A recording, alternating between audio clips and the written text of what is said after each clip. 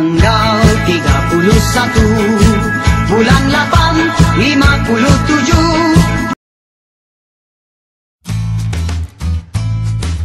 Nasir, tolong aku. Tolong apa? Baiklah, tolong aku juga. Aku pening, ha? Okey, tolong tak? Pening juga. Apa ya? Tak dengar. Saleh, apa yang kau fikirkan?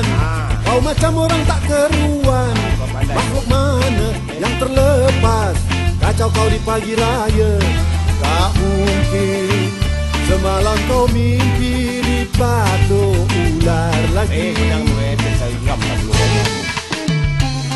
Hai Nasir, ku tak mimpi apa, cuma bila sampai hari raya. Hai pening, aku runting menghadapi semua. Kotek tak penuh betul-betul. Mana ubi kelelek, biar aku cangkul. Aku pohon kau terima.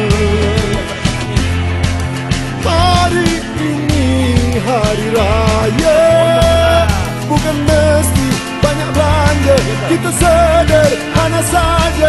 Jangan pening, jangan runsing, jangan pening, pening, pening. Macam mana ku tak pening? Hutang yang dulu masih lagi ada, duduk keliling sedang menggeling. Mana kuih, mana baju, mana langsir dan pinggan mangkuk dan juga kereta baru. Kantoi aku. Mana dulu didulukan, yang mudah dipermudahkan, baru semua berkenan. Kalau begitu caranya, barulah ku terima semuanya dah sedia.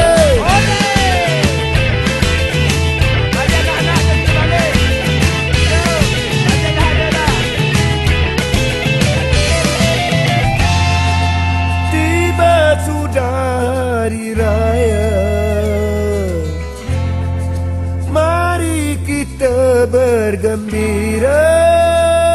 Jangan pening, tak nak pening, buat apa pening, usah pening, pening, pening. Jangan pening, pening, pening, pening. Macam mana ku tak pening? Hutang yang dulu masih ada lagi, duduk keliling sedang menggeling.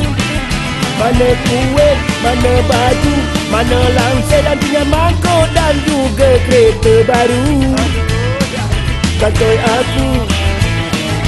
Mana dulu didulukan, yang mudah dipermudahkan, baru semua berkenan. Kalau